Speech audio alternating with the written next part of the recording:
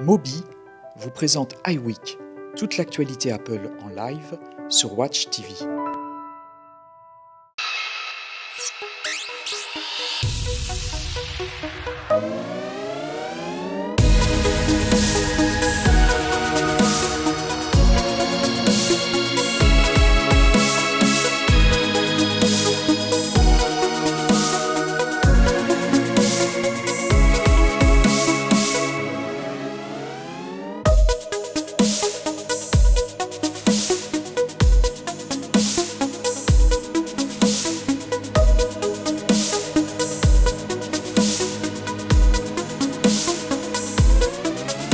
Bonsoir à tous, soyez les bienvenus ici à Amsterdam pour suivre l'IBC 2014, le grand salon européen du broadcast, sous l'angle de l'écosystème Apple. C'est iWeek, c'est toute l'actualité Apple chaque semaine, chaque mardi, à partir de 20 h sur Watch TV. On va passer presque une heure ensemble ici. On va faire le tour des principaux stands des marques qui accompagnent l'écosystème Apple, que ce soit sous forme de matériel ou de logiciel. Et puis vous allez retrouver dans l'émission plusieurs invités. Sébastien Deveau, réalisateur notamment sur M6, et puis il a fait plein de spots de pub et de génériques que vous connaissez. Emmanuel Pampuri, producteur, réalisateur lui aussi et blogueur. Stéphane Faudeux, le patron de MediaQuest, le partenaire de Watch TV sur Broadcast Time, et puis mon complice sur Broadcast Time justement, Fabrice Arad. Ils ont tous un regard particulier sur l'univers Apple ici à Amsterdam. Et puis dans la deuxième demi-heure de l'émission, 3 moments rares. D'abord la découverte d'Isotope, un extraordinaire logiciel pour sauver des enregistrements audio défaillants, supprimer la distorsion, extraire le bruit de fond, il sait tout faire. Autre grand moment, le plaidoyer de Jeremy Young, fondateur d'Atomos, en faveur du ProRes d'Apple pour la gestion du 4K. C'était le 14 septembre sur la scène de Supermeet ici à Amsterdam, un événement marqué par la présence de 2 professionnels très enviés, les 2 monteuses en chef de Star Wars épisode 7, actuellement en cours de tournage. À suivre, entretien exclusif près de 10 minutes avec Mary-Jo Marquet et Marianne Brandon. Et oui, elles ont la pression face à l'attente de ce qui s'annonce comme l'événement cinéma de la fin 2015. C'est parti pour cette iWeek très spéciale ici à l'IBC 2014.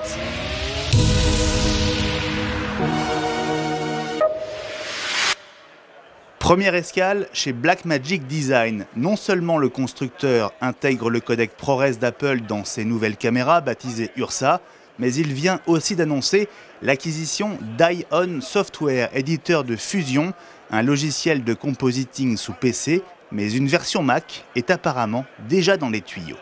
People who are familiar with Ion as a brand will know that for 25 years it's been #1 in the visual effects market, being a piece of software that's really been used on over thousands and thousands of different Hollywood movies.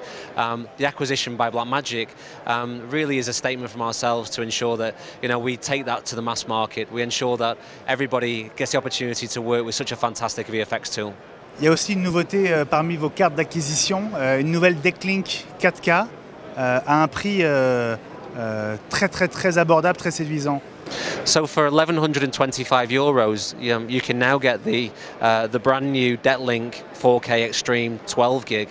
Now what this is it's a capture card that is 4 times faster than the existing Decklink 4K card. It has an 8-lane PCI Express board. It has dual 12 gig SDI connections, which means that you can actually take in 2 independent 12 gig feeds.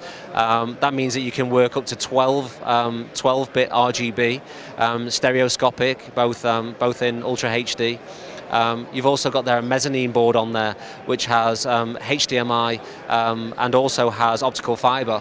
So when 12 gig optical fiber modules come available, you'll actually be able to capture and play back 12 gig Ultra HD, 60 frames per second over optical fiber. On le voit, le mouvement vers le 4K est très important. Est-ce que vos clients, pour autant, travaillent déjà en 4K ou est-ce qu'ils se contentent d'être prêts pour le 4K? Well, I think we have to accept that 4K is here today. I mean, the most important thing is that you stay in touch with technology. You look at the transmission of 4K in a number of regions, also via the internet. You look at high-end projects, both in the post-production world and also in the AV market, and you see that 4K is something that is either nearly here or is here already. What's important as a manufacturer is that you don't neglect your current customer base. So every product that we've announced today that is 4K capable also supports SD and HD. So when people are ready to move to 4K, obviously there is an option to go there with existing product types. But for anybody who's considering, do I go to 4K today or do I wait? The great thing is that Blackmagic is offering all its products with 4K solutions. So whether you want to acquire, whether you want to edit, whether you want to route, whether or not you want to switch, or whether or not you want to monitor, there's 4K products there in the marketplace from Blackmagic already. Un invité très spécial maintenant dans iWeek, c'est Sébastien Deveau. Salut Sébastien. Salut Benji. Réalisateur, bon la parenthèse inattendue par exemple pour ceux qui sont des fans de Frédéric Lopez.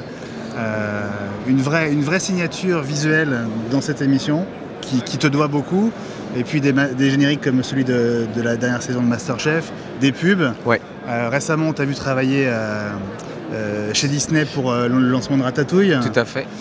Alors avec toi on va parler quelques instants de la place d'Apple dans ce monde de la production, de la post-production vidéo, broadcast.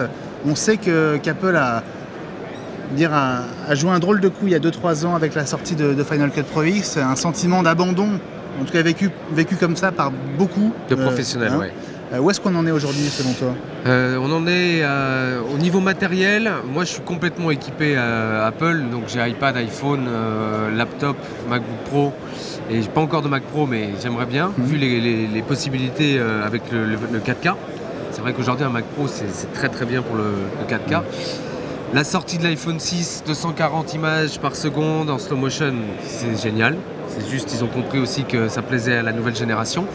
Après, au niveau application, moi je vais te dire que c'est pas parce que je travaille comme influenceur avec Adobe, mais j'ai vraiment trouvé mon bonheur. Mais d'ailleurs, ils travaillent ensemble avec les applications Adobe, Premiere, Photoshop, After Effects. Donc la suite complète, c'est vraiment topissime. Donc toi, tu es sur Mac, mais tu es passé à Adobe pour les logiciels. Oui, tout à fait. Pour les logiciels, en tout cas de production, étalonnage, montage, images, photos, ouais, je suis vraiment passé sur Adobe. Clairement, pourquoi est-ce que tu préfères bosser avec Premiere qu'avec Final Cut Pro aujourd'hui? Parce que comme tu l'as très bien dit, moi, il y a 3 ans, j'étais complètement Final Cut Pro 7. Et j'ai l'impression qu'on m'a planté un couteau dans le dos quand j'ai vu l'apparition du premier Final Cut 10. Alors évidemment aujourd'hui j'entends des bonnes choses, mais j'ai envie de dire c'est trop tard. Ça a pas mal évolué évidemment. Ouais, mais c'est trop tard. C'est-à-dire que moi entre temps j'ai trouvé mon bonheur avec Adobe Premiere CS6, puis CC. Ouais. Le Creative Cloud. Donc le Creative Cloud, et aujourd'hui le Creative Cloud 2014 qui permet même de lire des fichiers natifs de caméra. Et là où ils sont très très forts pour moi, c'est qu'ils ont, comme beaucoup de compagnies aujourd'hui, mis le côté créatif en avant et le côté technique en arrière. Pas de conversion pour l'utilisateur, tout se fait en coulisses. En coulisses, mais on peut sur une même timeline, ce qui est génial, mélanger tous les codecs. Tu mélanges du MXF, AVC HD, H264, des images, JPEG, TIFF, tout ça sur une même timeline et juste faire play et que ça marche. Oh là là. Pour toi, c'est la priorité numéro 1, c'est de pouvoir travailler rapidement en fait. D'être créatif, de rester le plus créatif possible. Franchement, moi je demande ça aux outils d'aujourd'hui et on a la chance de vivre cette génération. Souviens-toi, moi je me souviens de passer beaucoup de temps de conversion, beaucoup de temps et au final, ce qui nous intéresse tous, c'est d'être créatif. Alors Apple n'est pas physiquement présent ici à l'IBC. Est-ce qu'ils sont présents de manière indirecte? Ils le sont.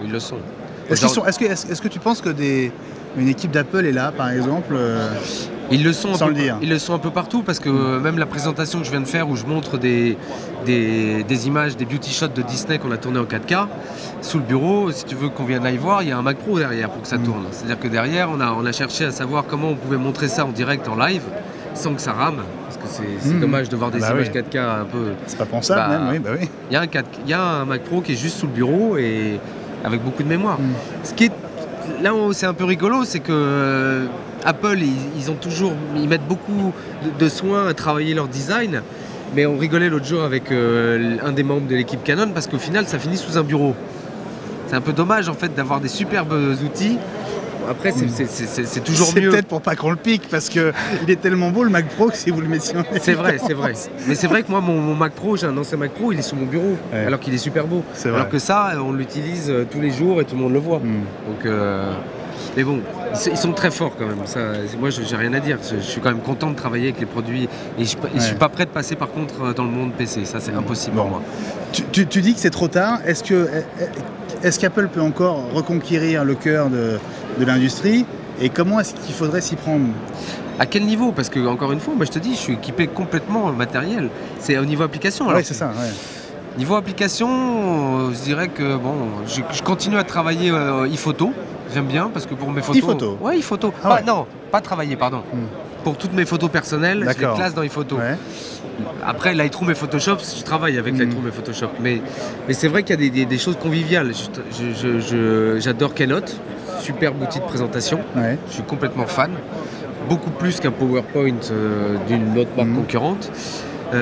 Après, me reconquérir pour un Final Cut, même s'il est très bien, là je suis vraiment trop amoureux d'un produit comme Premiere pour aller changer. Et la convivialité et la compatibilité des logiciels entre eux dans la suite Adobe, elle est tellement parfaite que ça va être très dur de me faire changer. Très très dur. Merci Sébastien. Mais de rien Benji, toujours un plaisir d'échanger avec toi. Et à bientôt dans iWeek sur Watch TV. À bientôt. Avec le passage au 4K, le besoin en support de stockage n'a jamais été aussi important. Il est multiplié par 4 par rapport à la HD. Résultat, des nouveautés à base de disques durs et de SSD chez LaCie, Western Digital ou encore chez Promise Technology. Well, this package is actually our newest unit that we announced. It's the smallest one that we have. Everyone thinks it's cute, and I think it's also. It contains 4 times 2.5-inch drives. At the moment we ship it with 4 times 1 terabyte HDD. So we can get up to 4 terabytes. And we'll be coming out with an SSD version also. So, and this one you see here is actually with the SSDs already. So configured at the moment in RAID 0. So you can actually get an immense speed with just 4 drives. At the moment it's running over 1,000 read and write actually. It doesn't go any further anymore. It's a Thunderbolt 2 connection. So it's compatible with the new Mac Pro, the MacBook Pro Retinas, but also now with Windows. So even Windows users can now use this product. In terms of price? The 4 terabyte HDD version comes to €992. C'est l'un des plus vieux logiciels sur Mac, pas de mise à jour pour Photoshop et la suite de logiciels du Creative Cloud, dont la dernière mise à jour n'a, c'est vrai, que quelques semaines, mais une évolution de PrimeTime, la plateforme de technologie vidéo multi-écran d'Adobe. One of the difficulties in internet video, delivering internet through various different devices, is you need to protect that content because quite often you don't own it. So typically, if you're using content from the US studios, you need to guarantee to them that that won't be pirated, it won't be stolen or anything like that. So DRM really is on the operator side, on the programmer side, rather than the consumers. The importance of our announcement is that we've made it pretty much invisible to the actual public. The stuff will play, the quality will be there, and it gives them access to the whole range of content that's made available.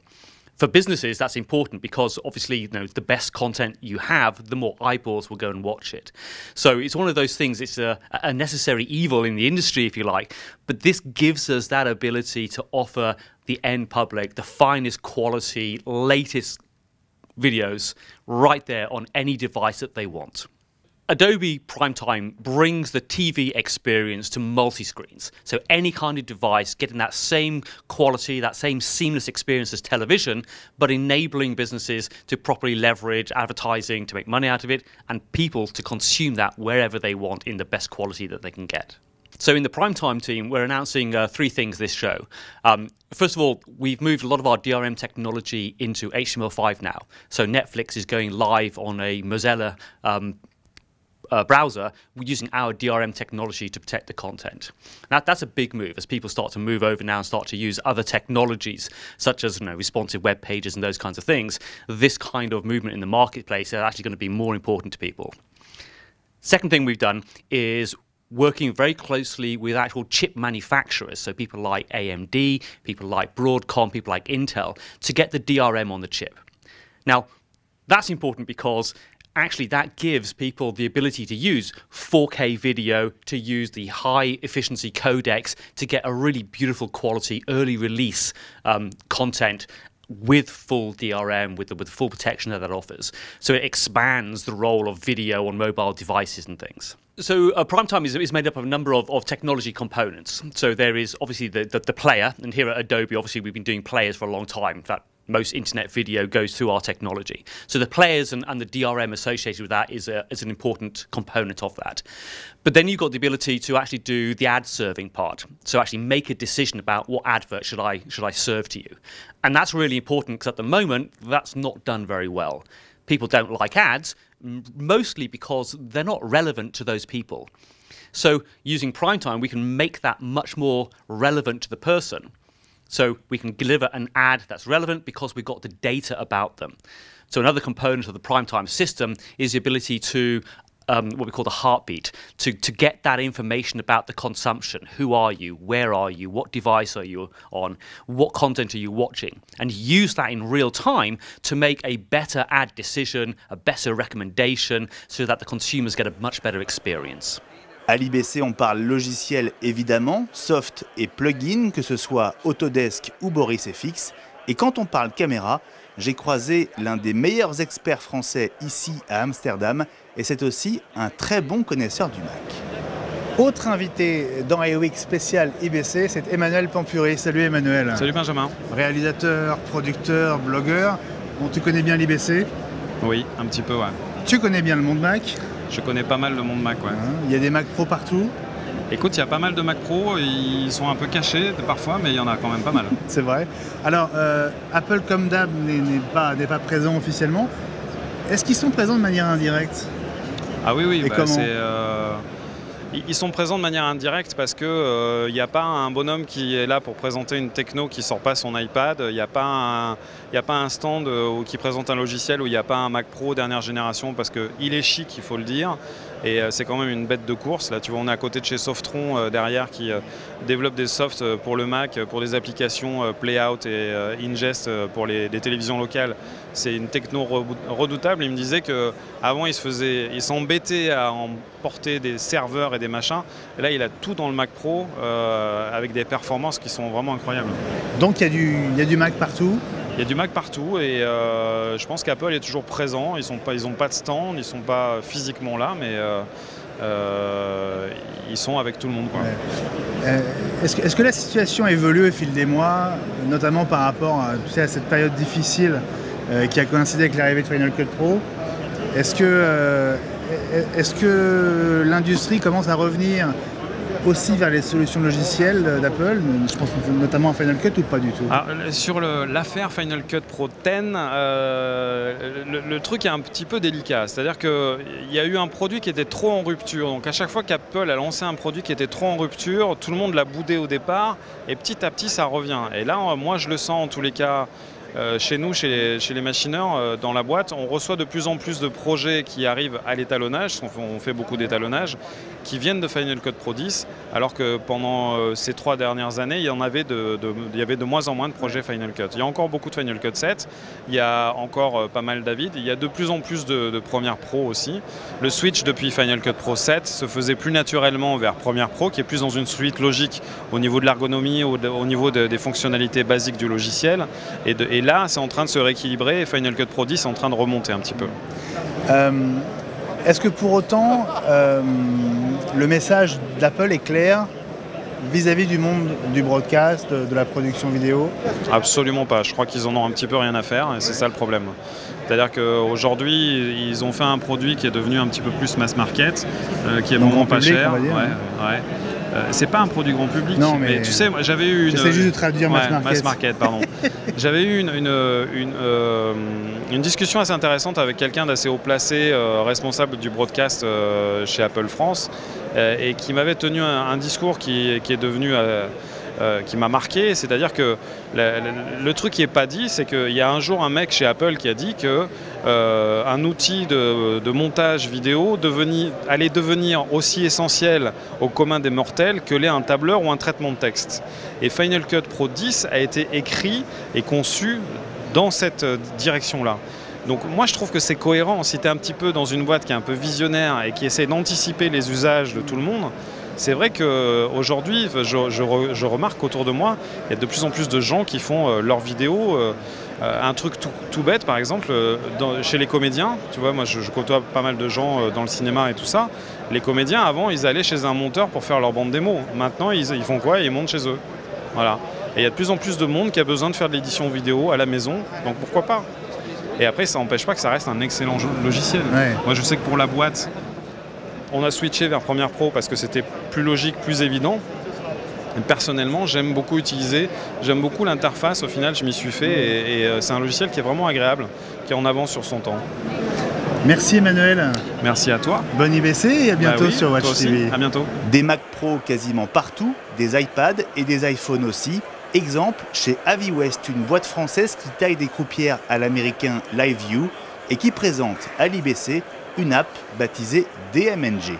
À l'IBC, alors on parle évidemment de vidéo broadcast, mais on est là dans iWeek pour parler des solutions sur Mac, sous iOS, et justement on est chez Aviwest. Alors je vais le dire à ma façon, Aviwest est un constructeur français de solutions de transmission sans fil via le réseau mobile, et ce sont des boîtiers ou des sacs à dos bardés de cartes et de clés 3G, 4G qui servent notamment aux chaînes info pour faire leur direct, leur duplex.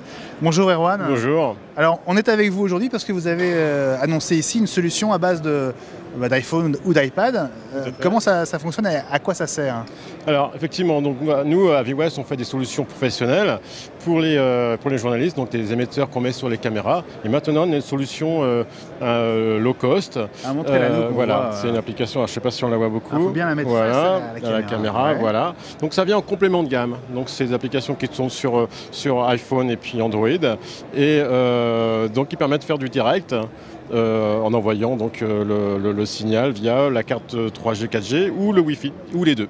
Voilà, donc ça vient en complément pour faire du direct pour les chaînes de télévision et surtout pour donner ça à des journalistes en complément voilà, de solutions. Ça veut dire que chacun de nous peut devenir entre guillemets reporter quand ça s'y prête, ou est-ce que c'est dédié aux journalistes sur le terrain et c'est une solution on va dire de repli ou de secours?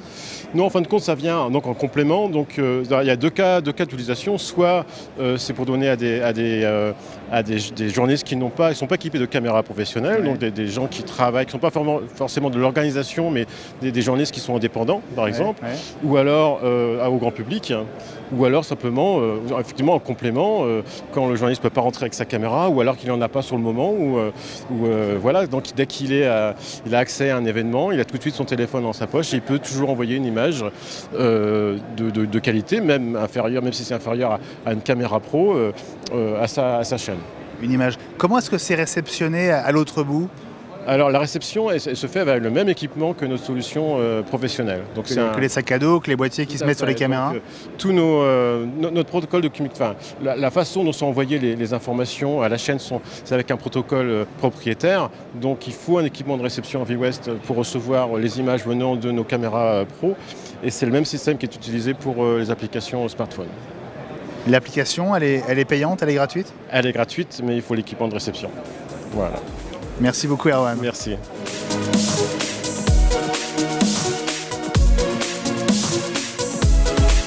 Vous savez quoi? C'est le moment de gagner des cadeaux dans iWeek.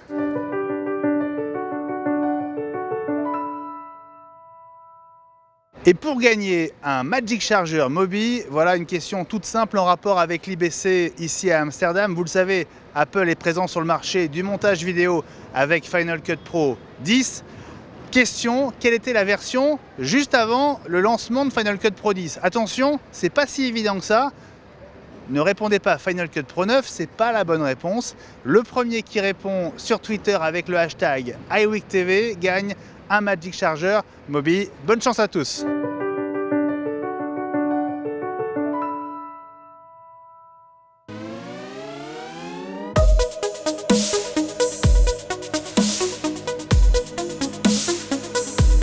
iWeek suit toujours ici à Amsterdam sur l'IBC. Alors je vous présente mes deux copains du jour. D'abord Fabrice Arad. Bonjour. Salut Fabrice, que vous retrouvez sur Watch TV.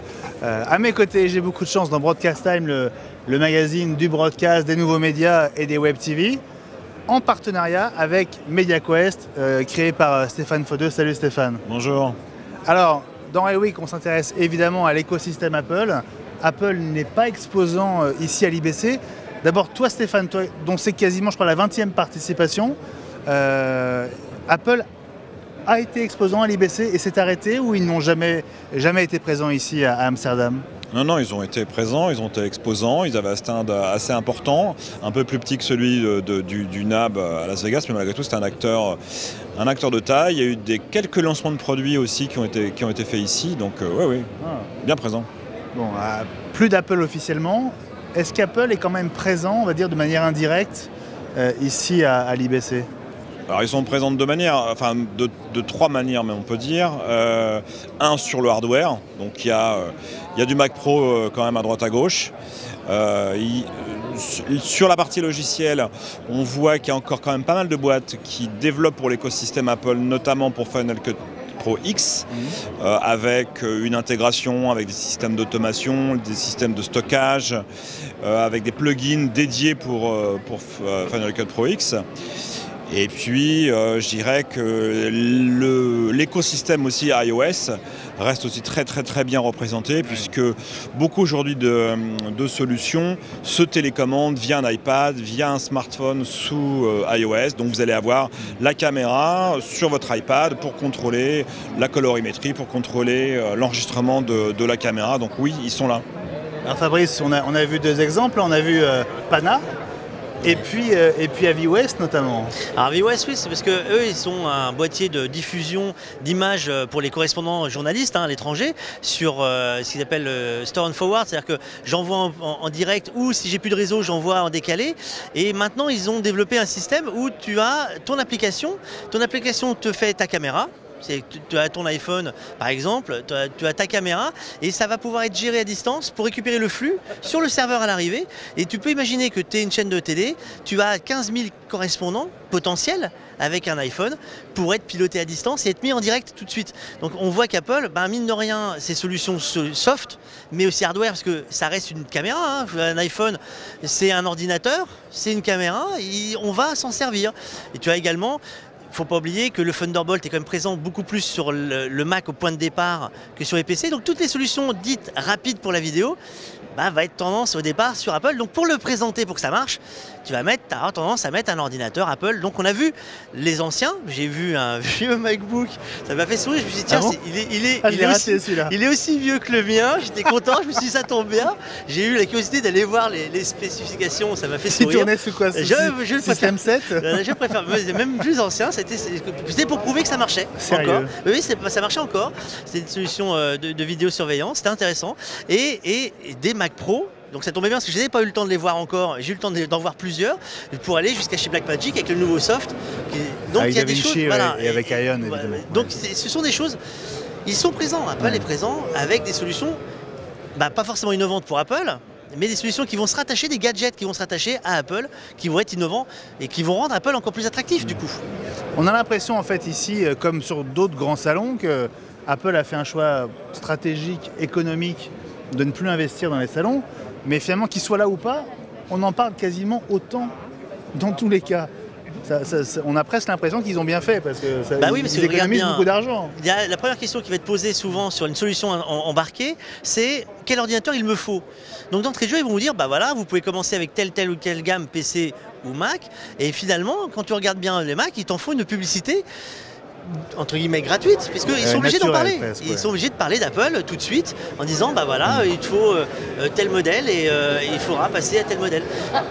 Alors pour autant, il y a quand même eu une période très difficile pour Apple qui a donné l'impression à beaucoup d'acteurs du monde de la vidéo, en tout cas, de les abandonner au moment du passage à Final Cut Pro 10. Stéphane, où est-ce qu'on en est dans le rapport de force et dans on va dire la cote d'amour dans le monde de la production entre Adobe et Apple aujourd'hui? C'est dur à dire parce que les chiffres sont quand même pas forcément communiqués très très facilement, mais je pense qu'aujourd'hui, ceux qui ont été déçus, qui ont eu du mal à se retrouver avec la nouvelle interface de Final Cut Pro 10, ont été en partie, soit sont retournés parce qu'ils étaient clients chez Avid sur les Media Composer, donc sont revenus, ou d'autres de nouveaux utilisateurs sont partis chez Avid, et d'autres effectivement ont été chez Adobe avec Premiere Pro. Il reste malgré tout des utilisateurs sur Final Cut Pro 10, il y en a. Donc voilà, aujourd'hui, mais bon, les trois grands mainstream, ce sont ces trois-là. Hein. Voilà. Avid Media Composer, Adobe avec Premiere Pro et Final Cut avec la version Pro 10. Les autres restent des tout petits et qui sont plus vraiment représentatifs. Fabrice, c'est quoi ton sentiment justement sur le... Est-ce qu'Apple a commencé à reconquérir ceux qui créent de la vidéo ou c'est encore trop timide? Je veux dire, le fait de ne pas être là, de ne pas leur dire de manière claire, on vous aime et on a déconné mais on est toujours là. Moi, dans les gens avec qui je travaille, la réaction, le Mac Pro, il est magnifique, mais l'upgrade du Mac Pro n'est pas aussi simple qu'avant. L'upgrade vers le Mac Pro, non, c'est pas ça, c'est que l'appareil en lui-même, si tu as besoin d'évoluer dans le temps, c'est plus compliqué. Donc c'est pas encore dédié aux pros comme ils l'entendent, de dire moi si aujourd'hui je veux commencer avec ma solution A, je veux pouvoir changer et augmenter mes capacités tranquillement, c'est plus compliqué. Mais c'est quoi, c'est la disparition des ports PCI? Tu n'as plus une tour entre guillemets où tu peux rentrer tes cartes d'acquisition supplémentaires, tu vas être obligé de passer, alors Thunderbolt c'est très efficace, mais tu passes par un câble pour aller dans ta boîtier. Alors tu vas trouver des intégrateurs, ta sonnette qui va te faire un beau rack pour mettre le Mac Pro, mais ça reste un achat supplémentaire, un boîtier externe pour mettre l'appareil. Donc si tu veux, ça augmente le prix déjà qui n'est pas forcément accessible pour tout le monde, mais surtout c'est la complexité, tu ne peux plus dire j'achète l'appareil tout de suite et j'ai un appareil qui va répondre à mes besoins immédiatement. Il est puissant, il y a beaucoup de choses qui peuvent tourner dessus, mais c'est pas aussi simple. Les pros ont été sensibles au fait qu'il y a un effort, c'est-à-dire qu'on dise oui, on va essayer d'améliorer certaines choses, donc les gadgets ou les fonctionnalités autour sont améliorées, mais est-ce que c'est suffisant? Pour certains, non. J'entends encore dire ouais, mais non, moi ça ne me correspond pas, j'ai pas ce que je veux, j'ai besoin de plus. Les softs sont là et s'améliorent. Alors c'est vrai qu'on peut tourner maintenant Premiere Pro sur toute la gamme, mais est-ce que c'est suffisant pour dire je repasse sur Apple? Pas sûr. La question c'est, est-ce que le message peut-être subliminal qu'Apple peut envoyer à ce monde du broadcast et de la création, est-ce qu'il est suffisamment clair avec le Mac Pro? Ou est-ce qu'il ne l'est pas encore, Stéphane, à ton avis, pour entamer un vrai travail de reconquête finalement? Le Mac Pro est un bel outil et effectivement est puissant, sera très utile pour, je pense, la production de contenu 4K. Maintenant, c'est vrai qu'il y a d'autres acteurs dans le monde PC, HP qui a de grosses velléités, qui quand même viennent de sortir toute une nouvelle gamme avec du Thunderbolt, on peut y mettre 10 châssis à l'intérieur pour du stockage, plein de cartes PCIe. Donc il y a une place qui risque d'être prise parce qu'aujourd'hui il y a deux choses. C'est soit on fait un montage sur son Mac et puis on n'a pas besoin d'autre chose, soit on veut intégrer cette station dans un écosystème, il faut que ça parle, il faut que ça soit interopérable, il faut pouvoir se mettre dans des équipements, par exemple de chaînes où souvent la direction informatique est peu Mac et beaucoup plus PC. Donc voilà, il y a quand même beaucoup de barrages sur cette partie-là. Pour la production indépendante, il n'y a pas de souci. Pour la post-prod, pas trop. Pour le reste, il y a quand même des choses qui, à mon avis, seront difficiles à faire revenir en arrière, quoi. On a le sentiment que les monteurs, les boîtes de prod se sont sentis un peu trahis à un moment, à la fois par l'absence de communication, par le fait que les machines n'étaient pas dispo, et qu'il fallait trouver d'autres solutions en urgence pour se rabattre sur quelque chose qui existe. Comme disait Stéphane, il y a aussi faut pas oublier que dans certains secteurs, il y a l'ennui de dire on est obligé de rester sur un workflow différent, enfin un système différent de ce qui est déjà utilisé ailleurs. C'est-à-dire que c'est vrai que pendant un moment, de dire on a des PC dans le studio, dans les bâtiments qui font déjà certaines choses. Mettre un Apple en face, c'était pas simple pour certaines personnes. Les gens des réseaux, c'est une horreur. Ils détestent devoir travailler sur 2 systèmes différents pour gérer le réseau. Donc c'est vrai que c'était une vraie complication. Et comment récupérer le tout aujourd'hui? Vraiment, je pense qu'ils ont joué sur le cloud et le fait qu'on va travailler maintenant sur une nébuleuse en réseau va peut-être les sortir du coup de ce problème-là. Il faut espérer que l'évolution de l'IP, parce qu'on parlait d'évolution de la vidéo et de tout ce qui va être de travail collaboratif, va peut-être, effectivement, c'est peut-être par là qu'ils vont revenir finalement chez les pros qu'ils avaient perdus.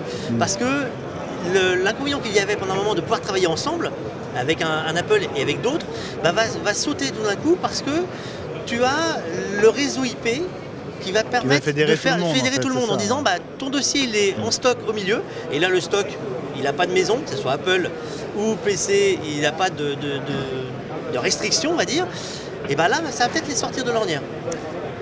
Stéphane, tu mentionnais le Thunderbolt à l'instant.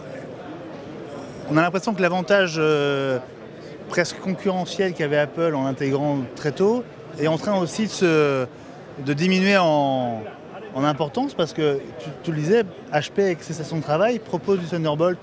Alors sur quasiment toutes les machines sauf une je crois qui est en option, mais en tout cas il est intégrable, et donc ça veut dire qu'on peut désormais vraiment travailler sur un PC à la vitesse d'un Mac Pro en fait, peu de choses près. Fabrice, c'est ça?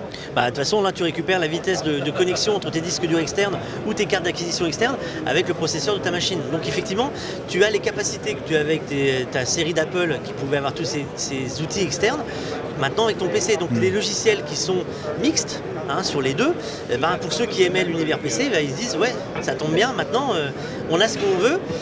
Pourquoi j'irais chercher un Apple vu que j'ai ma machine? Prochain rendez-vous pour le monde de la vidéo sur Mac, il peut se passer des choses avant le NAV à ton avis, Stéphane Oui, parce que aujourd'hui, si Apple a des annonces à faire, il n'attendra pas le NAV pour les faire. Et puis ensuite, les éditeurs de logiciels ou les fabricants de hardware, non, je pense que s'il y avait des choses, elles arriveront avant. Ouais. Merci Stéphane et merci Fabrice d'être venu exceptionnellement dans iWeek.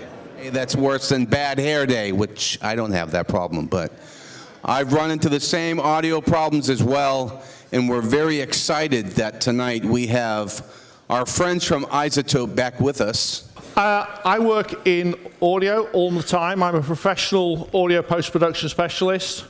I use iZotope every day to save my life and save my client's life. We've got Pro Tools running, and the first thing that I want to point out is part of the new RX4, which was only released on Thursday. So this is absolutely brand new off the presses. The pool deck itself is also a functioning, working pool deck, and you need to be aware that it's not. So I don't know, some of you may well be able to hear that there is some high frequency buzz in this clip. And so, but of course, we can't see that. We may be able to hear it. So what we can do is we've highlighted the clip here. So Matt, again, if you just play this clip a little bit. The pool deck itself is also a functioning, working pool deck. So again, you may or may not be able to hear those high frequency buzzes. So if we change the display over here, so we start to introduce the spectrogram, now, for those of you that are more visually orientated, you can start to see what the audio is doing. So these bright patches here, that's actually part of the speech. But the problem that we have here is these lines here, very clear, distinct, high frequency elements. So what we can do is we can highlight over these, just as you might do in Photoshop, and highlight certain sections to repair them. So we can highlight those, and then we can use the spectral repair module, and we can process that, and Shazam, they're gone. So the now, pool deck itself is also a functioning, working pool deck. Hey presto, no problems. It's that simple. The great thing, although I'm an audio specialist, you don't need to have done a degree in audio post-production to use these tools. So the next little problem that I'm going to show you is a classic problem. So you know the situation. You were recording, you didn't, because you're also looking down the camera lens, you didn't notice that some of the audio was clipped. So we end up with this little problem here. And let's go ahead and swim EV1 over to Z1 to check out EV2's APFR. So you get that really crunchy, horrible, distorted sound. So again, we can highlight that clip, we can send it to RX, and you can actually see here that the tops have been chopped off, they're clipped off the waveform. It's classic distortion where it's being clipped. It's a bit like the whites being crushed in video. So we need to, but the way we fix it is to effectively reconstruct what would have happened if the tops hadn't been chopped off. So we use the declip module.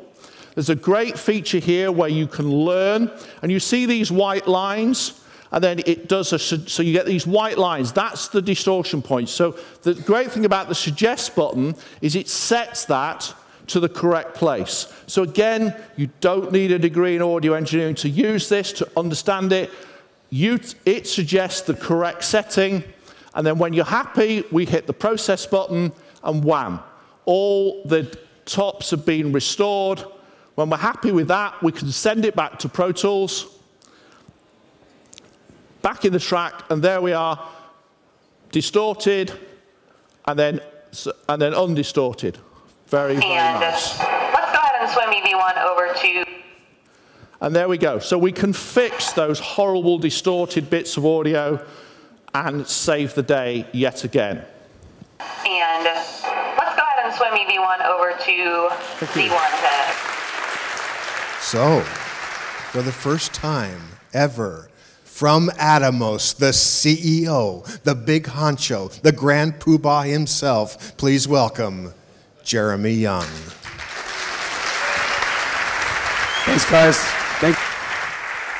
ProRes is a perfect compression because it goes 6:1 from uncompressed, and it brings the data rate down into an area where people can actually use it.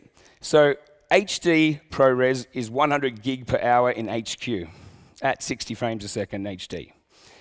100 gig an hour. So on a 500 gig drive, you can get 5 hours. Now in 4K world, we need to times that by 4. So it's 400 gig per hour. Starting to get up there. What's a 400 gig SSD go for? Around $250 today, depending on what SSD and what speed you buy. ProRes will allow you to use medium SSDs. You don't need the best ones, but you can't use the really low-end ones either. And you can also use, and this is what we're implementing, you can also use RAID spinning disks. A lot of people say to me, why do you recommend spinning disks? And about 80% of our customers use those disks.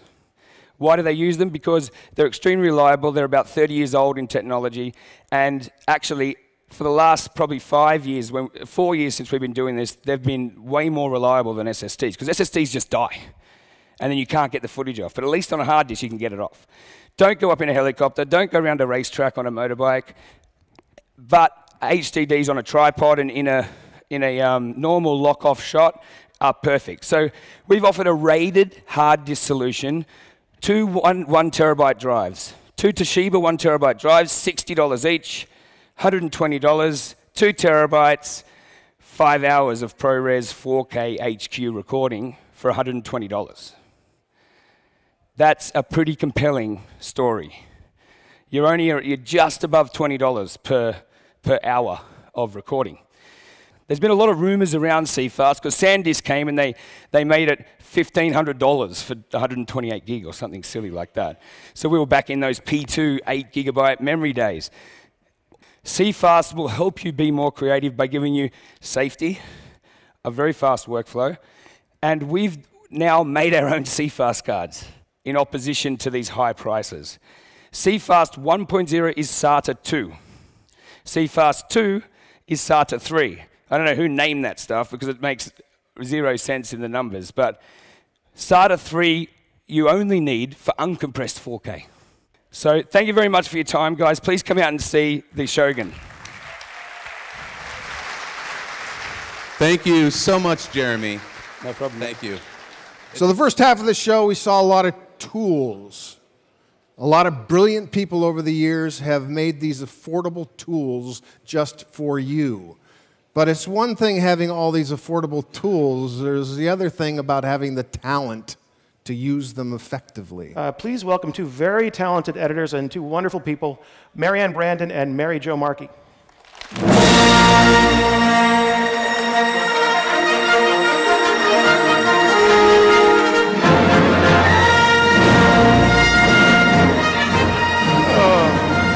We never get to hug anymore. Film is shot on 35mm in London at Pinewood Studios. It goes to a film lab in London. Then from the lab goes to Company 3, which does the transfer into digital transfer and colors the film, and then comes to our assistants, and our assistants sync it up, log it in, and put it in screening form, and then break it up into scenes for us so that we can start cutting. How much time does it take between the shooting and you getting the footage to start editing? The next day. We get it the next day, yeah. And sometimes not until the afternoon of the next day, but we get it pretty fast, yeah. And at some point the DP has a look. He usually screens the, without sound, silent picture at 5 in the morning or before they start shooting, so he can make sure he's got what he wants. So it means that you started editing as soon as the film started shooting, right? Yeah, more or less. We started editing the day after they started shooting. So we start as soon as we can get our hands on it. Yes. Is it always the case, or sometimes is there a gap, or do you wait until the film is shot to start editing? First, the studios don't want to have that money being borrowed for that long. I mean, they want to start recouping their money as fast as they can. It's really a money issue. So. And also it helps for the process of the filmmaking. If a scene isn't working, if it needs additional shooting, you know, one would want to see it as soon as possible put together in some form or another. It's true. To be cutting during production does inform sometimes it informs the production. You can see that something isn't really working the way you might want it to be working, and you can let the director know or say, maybe you should have a look at this, you know. I was surprised to hear that the film was shot in 35mm because there are so many new formats. Right. JJ still loves film, and he still loves the quality that you get when you shoot on film. I think everything's been shot. Everything that we've done with him has been shot on film, I believe, except Super 8, and that was because it was such a small budget film. He's never shot any. He's a big proponent of keeping 35mm alive, as is, you know, Martin Scorsese and Christopher Nolan and. Who else was on that? There's a bunch of people. Oh, I think Judd Apatow is one. There are a bunch of American filmmakers who are getting together and trying to convince Kodak to keep making film stock, or to make Fuji, I guess it is, to keep making film stock because it's really very hard to get. JJ started buying up film stock as soon as he decided to do this movie because it's really getting quite difficult. Yeah. And you also mentioned IMAX. Right? Mm-hmm. The whole film? No. Oh. There's certain. We did this also. We've done it a few times now. Yeah. What's the advantage of it? You just get a bigger frame when you shoot in IMAX, and so they're not all scenes, but just certain scenes he will decide to shoot. I think was it on Super 8 where all of the exteriors were IMAX and all? Where was it? Star Trek? Yeah, every exterior was shot in IMAX.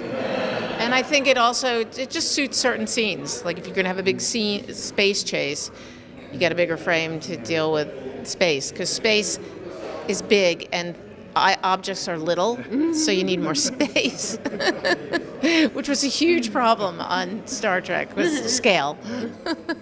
Last question about maybe the emotional aspect of working on Star Wars. I don't dare to ask you how old you were when the Star Wars, the first movie came out. I was a kid, maybe you were. We were all kids. Yeah. Exactly. Yes, we were. What does it mean for you to be involved in this project film? Oh, for me, it's incredible. I mean, I've said this often. My son, my 23-year-old son at college, phoned me one day and said, "Mom, my roommate just told me you're cutting Star Wars." Oh my God. I said, "I am?" So it went right out to the, well, it got out to the media very quick that JJ was doing it. And his roommate, I guess, was a big film junkie and immediately told him, and he immediately called me. And so he was like, I mean, that was great. And it made me, you know, I've been a huge Star Wars fan my whole life. So, you know, we went through all the Star Wars Lego sets, and you know, it's very exciting. It's very exciting to be on a film that is so highly anticipated, and it's really fun. But does it make it more difficult to do your work? Because, I mean, there is a lot of maybe pressure. I have to say honestly that I do feel the pressure. I don't think it makes it more difficult to do the work, but it's, I mean, you know that there are so many people waiting for this, and you know, I never want to let JJ down. I mean, I owe him so much, and I care about him and his, you know, vision so much, and I just would never want to let him down. And I do feel this greater pressure about this, because it's, you know, you do not want to make a whole community of fans upset with you or disappointed or whatever. So yeah, you get the footage so quickly that obviously there is no special effects or nothing on the footage. No. So how much do you have to put your imagination into the footage? A lot. Yeah. A lot. You have to make up. There's some scenes that just have one or two people sitting in a chair pretending to fly a ship, and there's a whole battle going on, and the ship's flying through space, and you have to kind of figure out when you're going to cut away from them and cut out to space, and what that's going to look like, and how that's, you know, I mean, it entails discussions with visual effects supervisor and JJ, and eventually you get there. But yes, imagination, key. But the thing that's really good about it is that having only the characters in the beginning is that it forces you to cut for their emotional content, and then there's already a core there that's working, and then you get to add all the bells and whistles to the scene, but you've started with the thing that makes the scene meaningful, which is what they're experiencing and what they're going through. And I think that in a way it's kind of a good thing that you're forced to work in such a limited way. Yeah. I think it's a really good point. I couldn't agree more. Do you mind one last one? Go ahead. Knock yourself out. How do you split the work between the two of you? Do you have like, do you do the action scene and do you do the, you know? We try to make sure that we just split it up by consensus. We do it ourselves, and we make sure that we both are going to be cutting action and both going to be cutting dialogue, and we just try to make sure that we're each cutting an equal number of pages so that nobody's overworked or underworked or underrepresented in the final product. So. We're very fair. Yeah. Very nice to each other. How long does it take you for the whole editing? Is it like 1 year of work, or? It's going to be a little bit more than that in this case, because the movie doesn't come out until December of 2015. I think right now we're scheduled to finish in October of 2015. You know, who knows? We'll see if we're really done by then. Changes all the time. Super 8 was a particularly short schedule. We did it in 8 months, and that was crazy time. Not good. Thank you very much to both of you, and pleasure to meet you.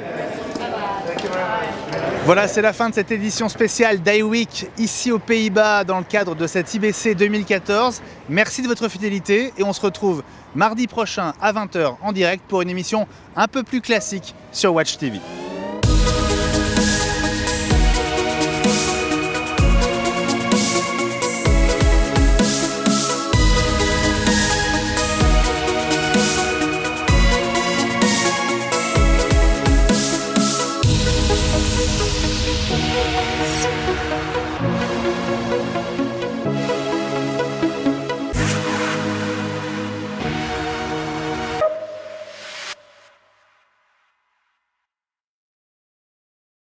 Moby vous a présenté iWeek, toute l'actualité Apple en live sur Watch TV.